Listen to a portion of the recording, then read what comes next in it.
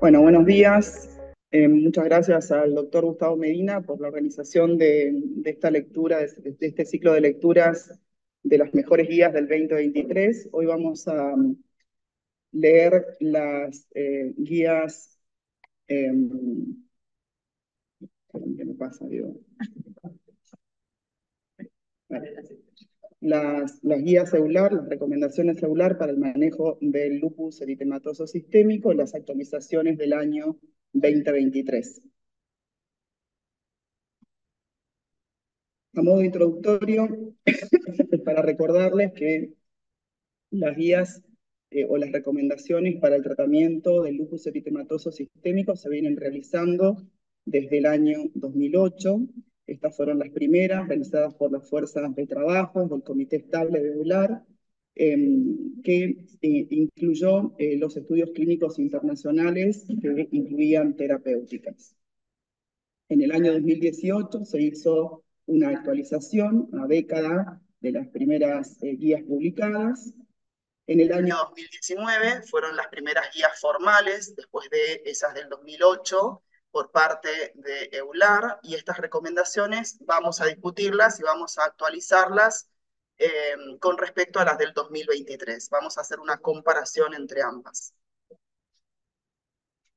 En el año 2020 se hizo un mínimo update durante pandemia el diagnóstico y manejo del lupus eritematoso sistémico, así como también el manejo de lupus, de la nefritis lúpica por la Asociación Renal Europea y la Asociación de Diálisis Europea y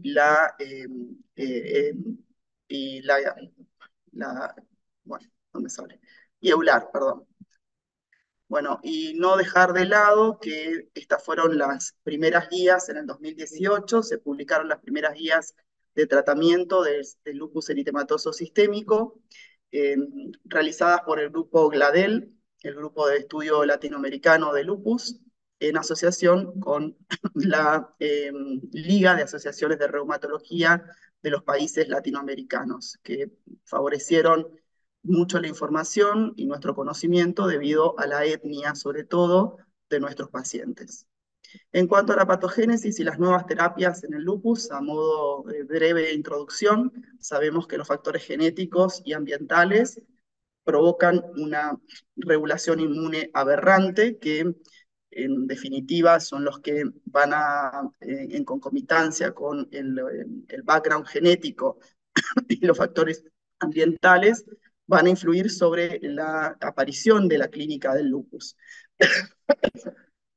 Hay una pérdida del clearance normal de los ácidos nucleicos, lo que induce una inducción, una inducción acelerada o una inducción anómala de la secreción de interferón de tipo 1 o interferón alfa, y hay una anómala presentación de antígenos de las células B por medio de las células presentadoras de antígenos, lo que además provoca una aberrante señalización y activación, y así como una defectuosa regulación por parte de los linfocitos T reguladores, lo que induce la producción de autoanticuerpos. Entonces, todas las terapias del lupus están dirigidas tanto como hacia la inmunidad innata como hacia la inmunidad adaptativa.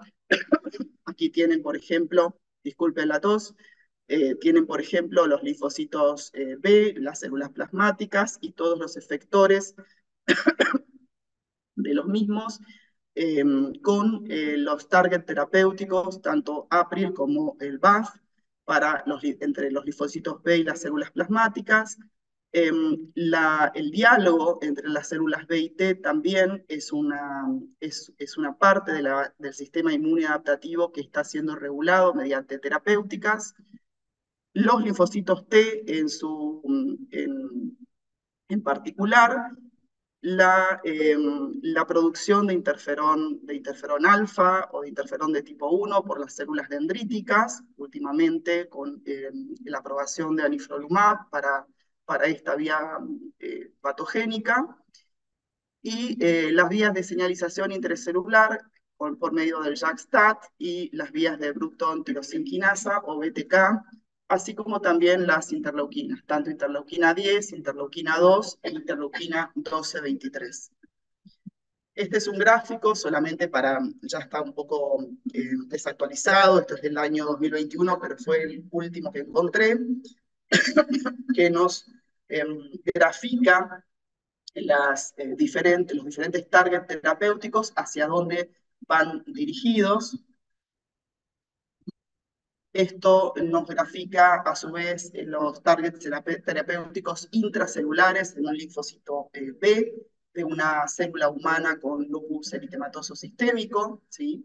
Las vías de los inhibidores de calcineurinas, de Bruton tirosinquinasa, las vías de inhibición del factor nuclear kappa beta, del inhibidor de la rapamicina mamífera, sirolimus, y de la síntesis de DNA, donde están varios tratamientos ya muy conocidos por nosotros, como leflunomida, azathioprina, metotrexate, etc.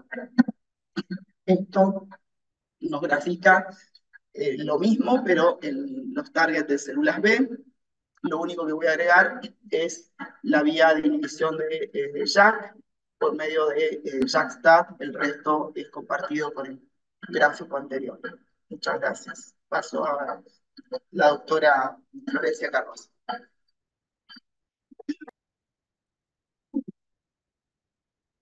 Bueno, voy a hablar sobre la guía EULAR 2023, sobre el manejo del lupus eritematoso sistémico. La realización de esta guía, para realizar las recomendaciones, se formularon preguntas de investigación con metodología PICO para la revisión de la literatura. Se reunieron 35 reumatólogos, 5 nefrólogos, 2 representantes de pacientes y 2 becarios. La revisión sistemática de la literatura se enfocó en el tratamiento del lupus general y específico de órganos, objetivos del tratamiento, la reducción gradual y retiro del tratamiento de pacientes con lupus y síndrome políclico y la seguridad y eficacia de la vacunación. En cuanto a los resultados, se formularon 5 recomendaciones, 5 principios generales y 13 recomendaciones. De los principios generales fueron 3 los que sufrieron mayores modificaciones respecto de la guía del 2019. Los principios generales hablan sobre un manejo multidisciplinario e individualizado del paciente y la toma de decisiones compartida, sobre evaluar la actividad de la enfermedad en cada visita clínica, utilizando instrumentos validados, dentro de ellos el Selena SLEDAI, el SLEDAI-2K y el VILAC, la frecuencia dependiendo del criterio médico, y por lo menos una vez al año evaluar el daño de órgano por hilo. Las intervenciones no farmacológicas son importantes para mejorar los resultados a largo plazo, y esto incluye la fotoprotección, dejar de fumar, la dieta, ejercicio físico y las medidas para la salud. Las intervenciones farmacológicas se deben personalizar según cada paciente, según el tipo y gravedad de la afectación de órganos, los daños relacionados con el tratamiento, las probabilidades, el riesgo de daño orgánico progresivo y las preferencias del paciente. Es importante un diagnóstico temprano de lupus, incluida la evaluación serológica, la detección periódica de afectación de órganos, sobre todo la nefritis lúpica, el inicio rápido del tratamiento para llegar a un estado de remisión y, si no es posible, a un estado de baja actividad de la enfermedad. Esto por DORIS o LLDAS respectivamente, y el cumplimiento estricto del tratamiento para prevenir daño a órganos y terapias posteriores. Son 13 las recomendaciones, de las cuales la mayoría sufrió modificaciones respecto a la guía del 2019, y ahora las voy a presentar.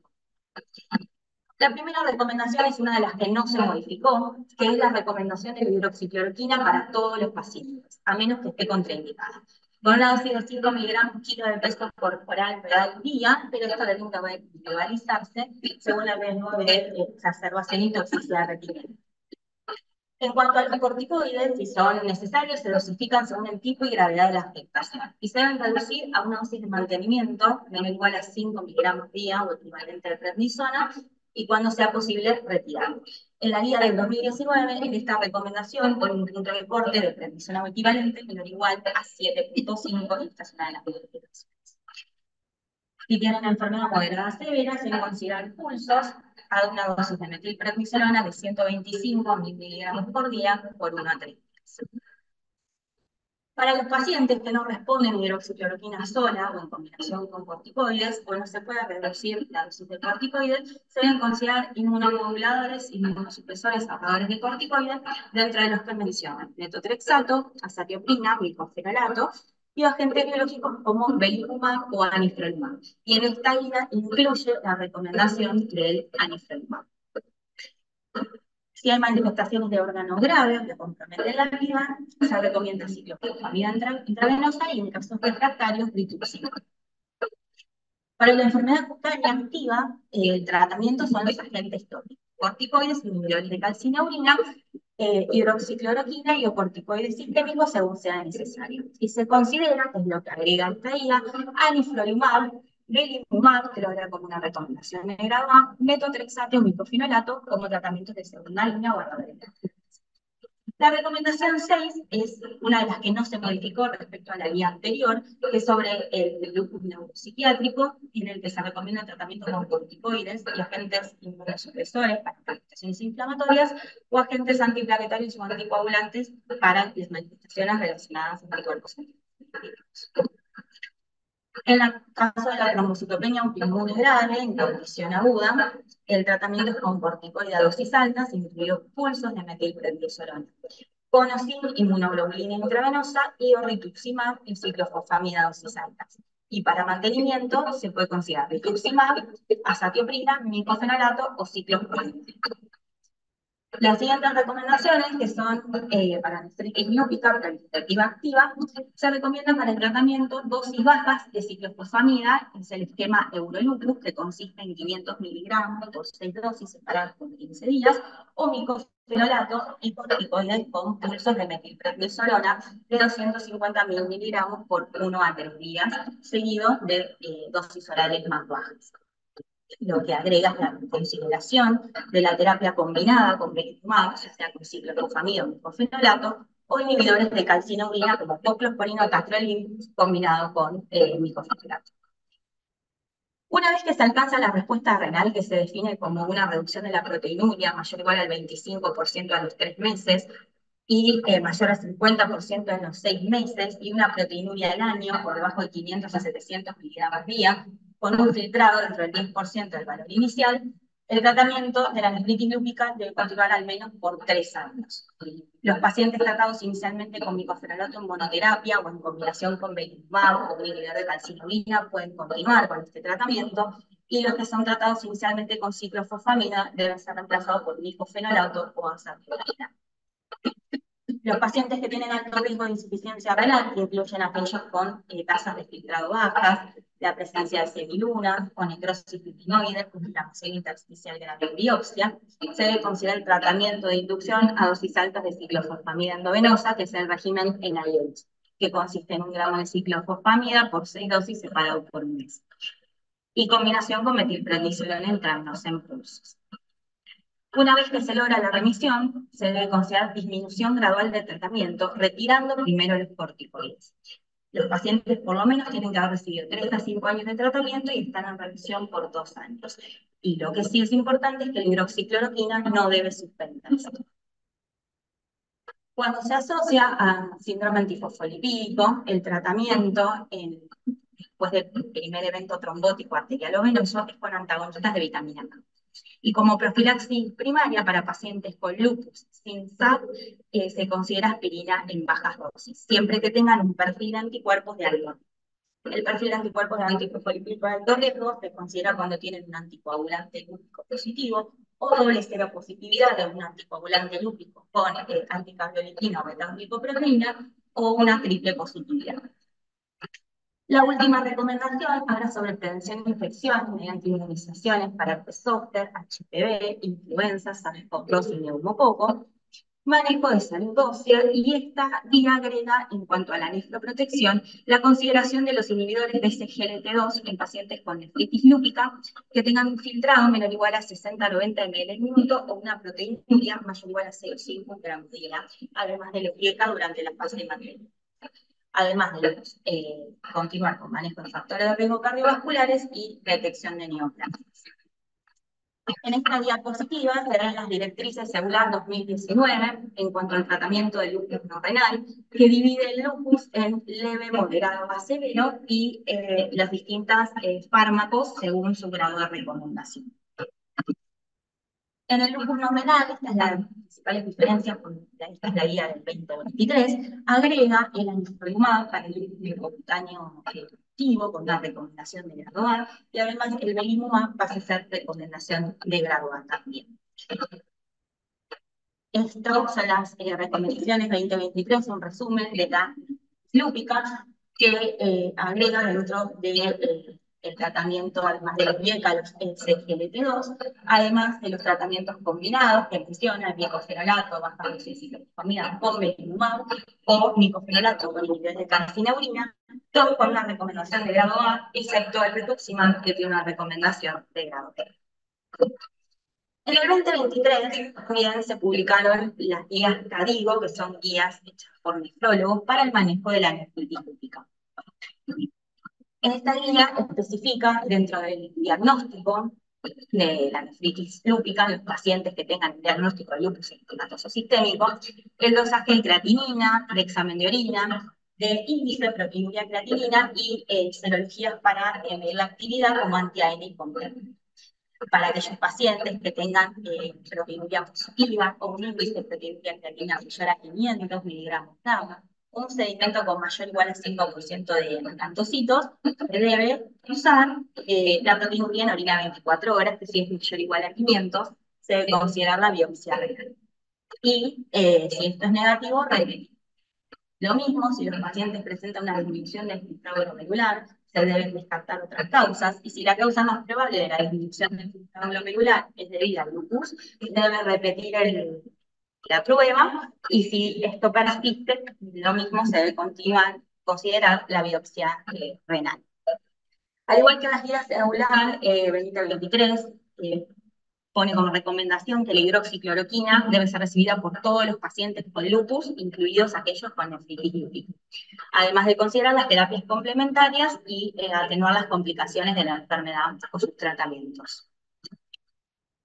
Las guías CADIGO hacen diferencia entre las diferentes clases de nefritis lúpica y sus tratamientos. En cuanto a las clases 1 o 2, en pacientes que tienen un bajo nivel de proteinuria, el tratamiento inmunosupresor va dirigido a otras manifestaciones de lupus extrarrenales. Si los pacientes presentan síndrome nefrótico, se deben tratar como una enfermedad de cambios mínimos y considerar mantenimiento con bajas dosis de corticoides y otros inmunosupresores. La nefritis lúpica clase 3 o 4, para el tratamiento de inducción, tengan o no un componente membranoso, recomiendan inicialmente corticoides, además de cualquiera de los siguientes, que son un análogo de ácido micofenólico, o ciclofosfamida en dosis bajas, o belimumab y micofenolato, o ciclofosfamida endovenosa, micofenolato y inhibidor de calcineurina cuando el filtrado sea menor o igual a 45 ml. Se puede considerar un régimen de corticoides en dosis bajas después de un ciclo corto de pulsos para el tratamiento inicial de la nefritis lúpica, cuando las manifestaciones de enfermedad renal y extrarrenal muestren mejoría. Para el mantenimiento recomiendan principalmente análogos del ácido micofenólico, micofenolato, azathioprina como alternativa en caso de falta de tolerancia o de acceso al micofenolato o de deseo de embarazo. La reducción gradual de los corticoides, siempre que las manifestaciones extrarrenales también lo permitan. Interrupción de los corticoides después de que la respuesta renal está estable durante al menos un año. La duración total del tratamiento, inducción y mantenimiento para la nefritis lúpica proliferativa debe ser de al menos 3 años, y menciona los regímenes inmunosupresores triples. En el caso de los pacientes recibir estos regímenes, pueden continuar con la misma terapia de mantenimiento. Los regímenes inmunosupresores triples consisten en el tratamiento de belimumab o un inhibidor de calcineuria asociado a corticoides más nicofenolato o azathioprina. Si los pacientes no pueden usar nicofenolato o azathioprina para el mantenimiento, se pueden considerar otras terapéuticas como inhibidores de calcineuria, mesoribina o leflunomida. Para la nefritis lúpica clase 5 los divide según el nivel de proteinuria. En el caso de tener un bajo nivel de proteinuria, los pacientes deben recibir IECA, hidroxicloroquina y dirigir el tratamiento inmunosupresor a manifestaciones extracanales de glucosa.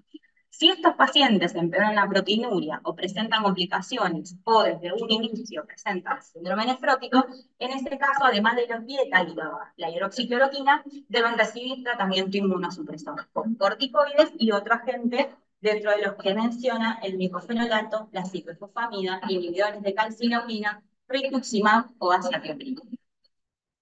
Definen respuesta renal completa cuando ya los pacientes logran una proteinuria menor a 0,5 gramos en el índice de proteinuria de creatinina, con una estabilización de la función renal, al menos del 10 al 15% respecto de la basal, con 6 a 12 meses de tratamiento, aunque se la salvedad de que puede tardar más de 12 meses.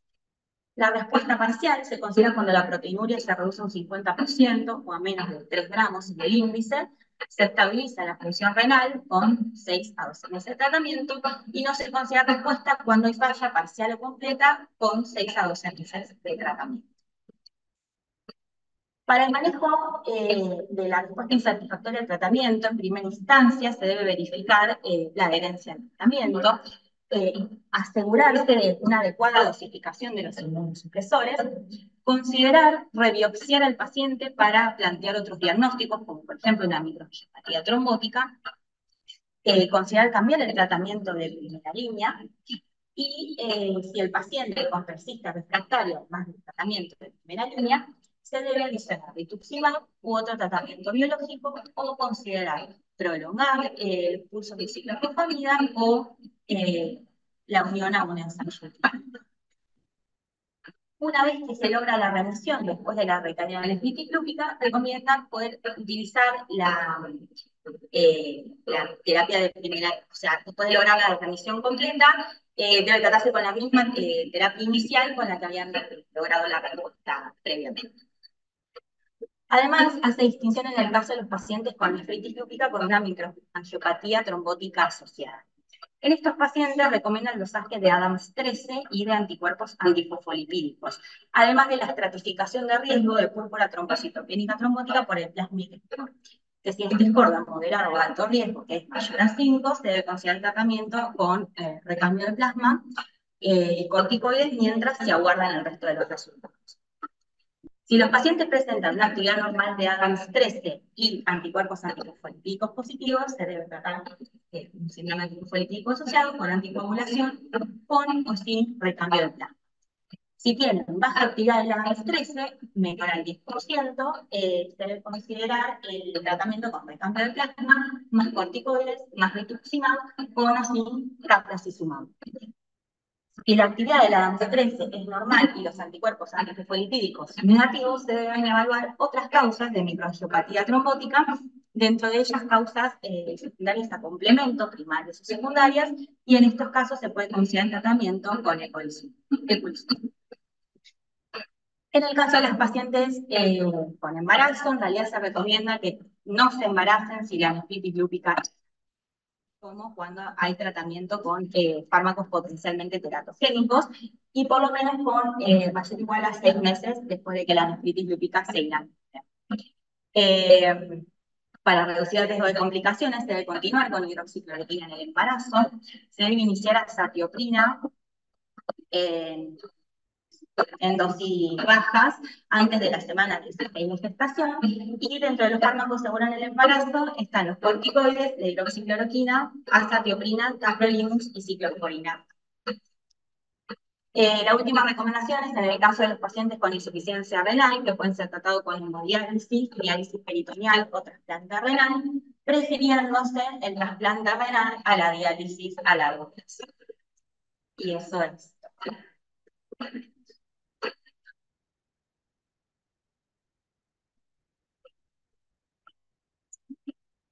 Perfecto.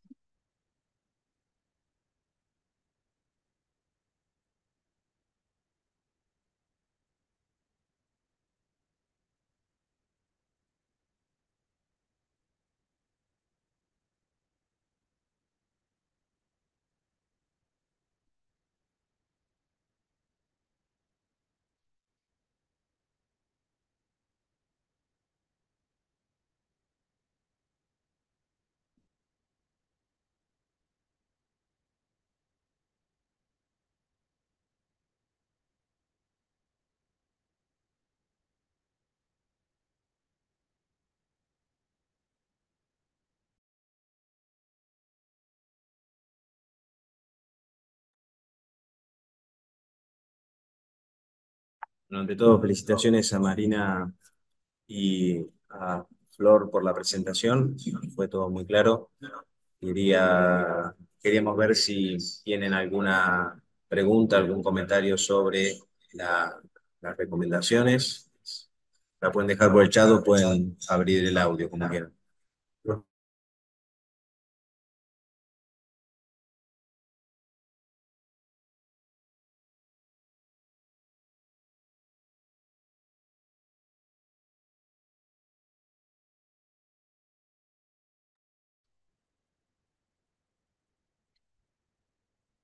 Bueno, una de las preguntas es el paciente con nefritis lúpica clase 5 que no mejora con inmunosupresión, anticoagulantes, otra pregunta creo que es anticoagulantes y beta-2 el título de beta-2 glicoproteínas y no reporta trombosis.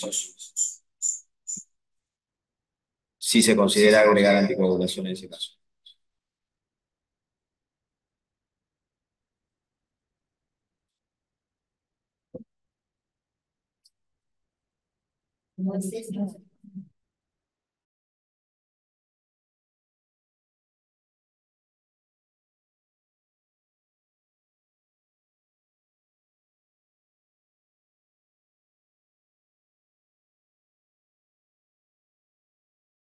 Considero que no está indicada la anticoagulación porque el paciente presenta eh, una nefritis lúpica de tipo 5, hay que ver qué tipo de compromiso tiene, si tiene un compromiso membranoso o no. Me parece que hay que ver, digamos, cuál es el porcentaje de inflamación y cuál es el porcentaje de fibrosis en esa biopsia. Creo que va a depender de las características de la biopsia, si utilizar un tratamiento inmunosupresor, no sé qué tratamiento se pensó para este paciente, como puede ser ciclofosfamida o micoferolato o algún inhibidor de calcineurina en caso de que tenga un componente membranoso importante.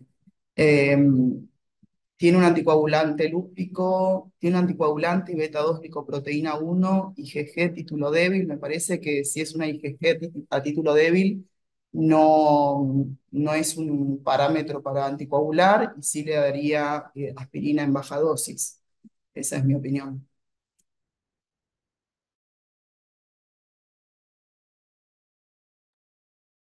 ¿Alguna otra pregunta o algún otro comentario sobre la exposición?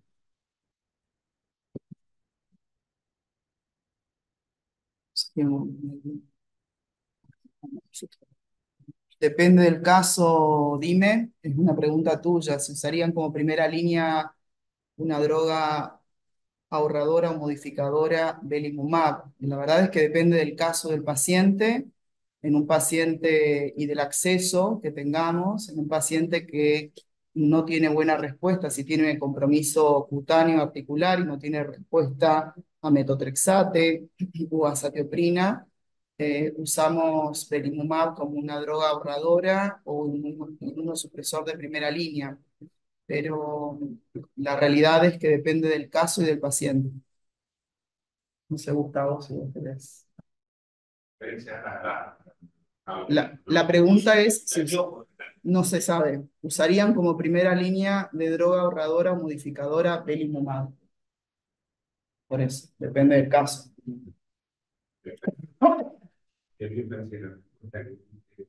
La correcta, salvo que tenga tercera y de entrada, un riesgo alto de daño.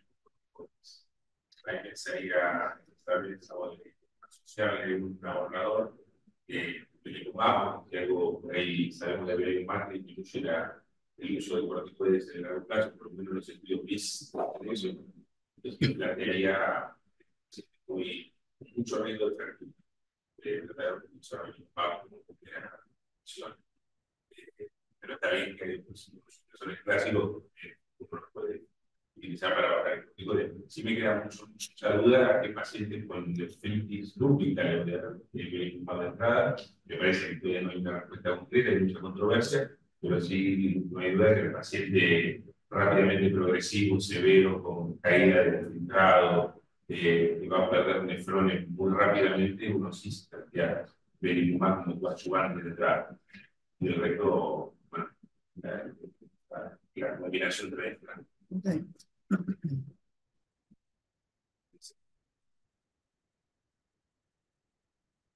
Bueno, ¿alguna otra pregunta o comentario? Si no, ya vamos. Yo quiero hacer un comentario sobre las guías. Me llamó la atención, a ver si yo lo interpreté bien, me llamó la atención que en la ketopenia asociada a lupus, parecería como que el uso de gamma-globulinas no está en una posición de primera línea con respecto a rituximab, cuando nosotros por práctica normalmente usamos gamma-globulinas como primera opción y no nos va mal. ¿Cuál es la explicación que dan que hay hace la recomendación y dan la explicación de por qué el grado 4 de la globulina mejor el uso de no sé si la explicación fue porque hay elementos, digamos, bibliográficos a favor de rituximab, y no hay tanta ensayo de una globulina, o si es por corto, no sé si lo decía, si no lo decía, no, por, pero hay alguna explicación al respecto, ¿no? No tenemos una explicación al respecto, Gustavo, pero la podemos averiguar. Sí. Sí, es verdad. Es lo que hacemos nosotros habitualmente y sería la indicación para nosotros más normal, natural, pero realmente no tengo una explicación de por qué. Habría que revisar bien qué estudios tomaron en cuenta ellos para recomendar antes rituximab que gamma globulina o no diferenciar directamente la gamma globulina como un tratamiento potencial. Exactamente. Exacto. Sí, es una buena observación esa. Me llamó la atención también cuando recomiendan la dosis de corticoide de pulso, sí. Recomiendan 125 gramos. La verdad que es amplia claro. la recomendación. Sí. A bueno, yo creo que ahí sí intervino mucho la bibliografía revisada por ellos, porque hay algunos estudios varios estudios que están tratando de disminuir la dosis o la carga de corticoides total en el paciente. Entonces yo creo que los 125 miligramos, un pulso de 125 miligramos, que es lo que nosotros muchas veces llamamos mini pulsos acá en el hospital, que son de 250 miligramos para abajo, digamos, son para aquellas manifestaciones, digamos, severas, pero que quizás no comprometen un órgano o el riesgo de vida, digamos.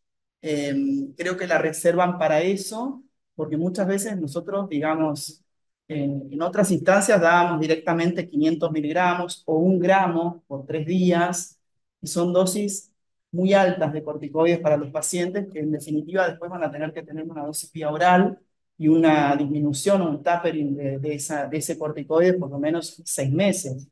Entonces, creo que la idea eh, el hilo conductor ahora en el tratamiento del lupus, y creo que en todas las patologías, está en la disminución de la carga inicial de corticoides, porque generalmente son pacientes que van a requerir otros pulsos, generalmente van a tener alguna recaída o potencialmente la van a tener, y por lo tanto la carga de corticoides y los efectos adversos derivados de la carga de corticoides histórica del paciente van a ser mayores. Entonces, creo que la idea va hacia ese lugar, pero eso sí está corroborado con bibliografía, esa recomendación. Y otra observación, tal vez sea el uso cuando comparan, lo ponen el uso de anifrolumab o Belimumab, cuando uno ve el cuadro, están al mismo nivel. Sin embargo, cuando hacen la recomendación, sobre todo la recomendación en piel, ahí ven que ponen un acuerdo de tipo A para anifrolumab y un acuerdo de tipo B para Belimumab. No sé si por la letra de la palabra, ahí me imagino que no es por eso. Entonces ahí también a mí me llamó la atención esto de decir, bueno, ¿y por qué? está en la recomendación A y lo hicimos la recomendación B, si no tenemos cabeza a cabeza con el No, no hay cabeza a cabeza. Hay, justamente hoy le dije a los presidentes que les iba a mandar algunos estudios de análisis de los trabajos por los cuales se aprobaron anifrolumab y belimumab. Hay estudios donde hay una crítica directamente hacia uno u otros estudios de ambas drogas. Por ejemplo, campeón en bola. Exactamente. Exactamente. Bueno, pero también belimumab lo hizo para poder ser aprobado en el Lúpica. O sea, sí, es verdad lo que vos decís.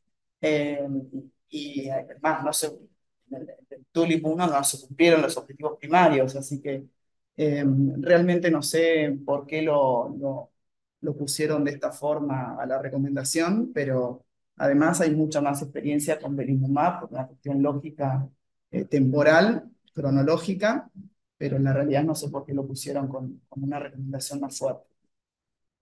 Habría que ir al detalle de cada estudio, ¿no?